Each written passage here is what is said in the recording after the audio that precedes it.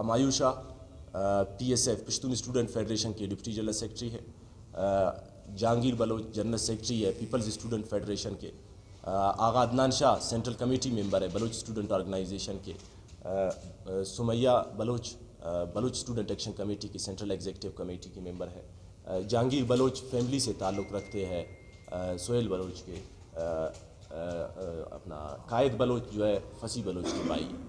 جامعہ انتظامیہ نے طالب علموں کی جبری گمشدگی کو کسی طور پر بھی سنجیدہ نہیں لیا۔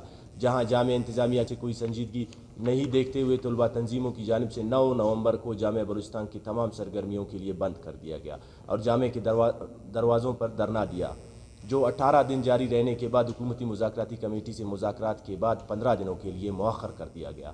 حکومتی نمائندوں کی جانب سے ہمیں یقین دہانی کرائی گئی کہ حکومت 15 دنوں کے اندر گمشدہ طالب علموں کو بازیاب کرتے ہوئے انہیں جلد از جلد منظر عام پر لائے گا، لیکن اب چونکہ معینہ مدت اپنے اختتام کو پہنچ رہی ہے، لیکن حکومت کی جانب سے نہ تو طالب علموں کو منظر عام پر لایا گیا اور نہ ہی کوئی خاطر خواہ پیش رفت ہوئی۔ صحافی حضرات، سہیل بلوچ اور فصیح بلوچ کی بازیابی کے لیے 3 ہفتے تک سردی میں احتجاجی دھرنے کے بعد تاحال حکومت کی جانب سے طالب علموں کی بازیابی میں کوئی پیش رفت نظر نہیں آئی ہے۔ حکومتی مذاکراتی کمیٹی کی یقین دہانی ڈونک ثابت ہوئی۔ دونوں طالب علموں کی جبری گمشدگی کو اب چونکہ 1.5 ماہ کا عرصہ مکمل ہو چکا ہے، تو حکومتی نمائندوں سے اپیل کرتے ہیں کہ معاہدے کی پاسداری کرتے ہوئے طالب علموں کی بازیابی کے لیے عملی اقدامات کرے۔ اگر معینہ مدت تک طالب علموں کی بازیابی عمل میں نہیں لائی گئی اور ہمارے مطالبات کی شنوائی نہیں ہوئی تو 15 دسمبر سے احتجاجی سلسلے کو نئی موڑ لاتے ہوئے اس میں شدت لائی جائے گی، جس میں احتجاجی مظاہرے، تعلیمی اداروں کی دوبارہ بندش اور شاہراہوں کی بندش جیسے پالیسیاں زیر غور ہے۔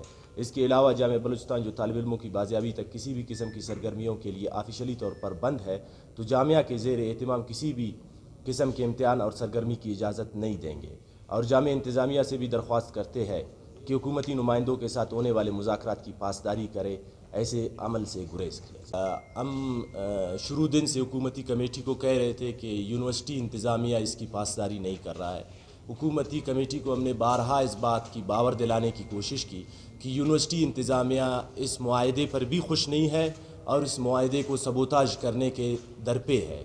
ہم نے ان کو درخواست کی کہ آپ اس میں مداخلت کریں اور یونیورسٹی انتظامیہ کو روکیں، چونکہ اس سے قبل جب ہم نے دھرنا دیا تھا ان کے رویوں کے خلاف یہ دھرنا شدت اختیار کر گیا کہ وہ نہ صرف ان بچوں کے گمشدہ ہونے پر اور ان کے لاپتہ ہونے پر ہمارے احتجاج میں نہ صرف شریک نہیں تھے بلکہ ہمارے احتجاج کے اینٹی بھی جا رہے تھے۔ آج بھی ان کا یہی رویہ ہے۔ اب جس کنٹرولر نے یہ ڈیٹ شیٹ نکالا ہے، آپ ان سے پوچھیں کہ آپ 3 سال تک لا کالج کے، 4 سال تک لا کالج کے پرنسپل رہے، آپ کس کوالیفیکیشن پر رہے؟ آج آپ کنٹرولر ہے، آپ کس اکیڈمک کوالیفیکیشن کے مطابق آپ کنٹرولر ہے؟ یہ جی حضوری پر آتے ہیں، پھر جب بھی ان کے مسائل آ جاتے ہیں، جو لوگ ان کو پوسٹنگ کرتے ہیں، جو ان کے ٹرانسفر کرتے ہیں، پھر انہی لوگوں کی ایما پر یہ ایسے بیانات اور ایسے عمل کرتے ہیں جس سے نہ صرف ادارے اور تعلیمی ادارے شرمندہ ہو جاتے ہیں بلکہ پورے کے پورے قوم ان کی حرکتوں کی وجہ سے ہم شرمندہ ہو جاتے ہیں۔ بالکل دیکھیں، ہماری جو مذاکرات ہے، کیونکہ ہم تو سیاسی لوگ ہیں، ہم تو ٹیبل کوئی منطقی انجام سمجھتے ہیں،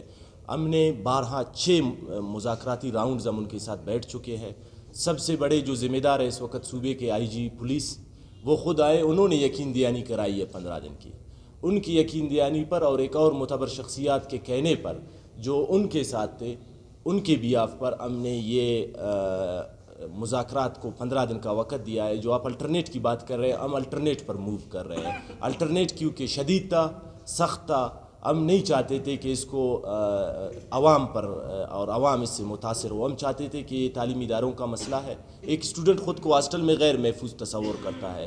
مکران کا ایک بچہ روزانہ گھر جا نہیں سکتا۔ جب ہاسٹلوں میں وہ غیر محفوظ ہے اور چوکیاں ہمارے ہاسٹلوں کے گیٹوں پر بنے ہوئے ہیں، چھاونیاں ہمارے تعلیمی اداروں کے اندر ہے، اس کے باوجود ہم لاپتہ ہو جاتے ہیں، تو یہ ایک ایسا خوف ہے جس میں کم از کم تعلیم حاصل نہیں کی جا سکتی۔ ہم چاہتے ہیں یہ خوف ختم ہو۔ یہ جو انہوں نے پھیلایا ہوا ایک خوف ہے، اس کو ختم کیا جائے، اس جمود کو ختم کیا جائے، طالب علموں کو بازیاب کیا جائے اور ایک اچھے تعلیمی ماحول میں تعلیم دی جائے۔ کوئی شک نہیں ہے کہ یہ ایک ٹیکٹس بھی ہو سکتا ہے، لیکن ہم بڑے واضح انداز میں بتا دینا چاہتے ہیں کہ ہم مذاکرات سے قطعاً انکاری نہیں ہے۔ اگر آج ہمارے ساتھ مذاکرات ہوں گے، ہم آج پھر مذاکراتی ٹیبل پر جائیں گے، کیونکہ ہمارا موقف اس وقت صرف اور صرف ہمارے 2 دوستوں کی بازیابی اور اداروں کے اندر فورسز کا انخلا ہے۔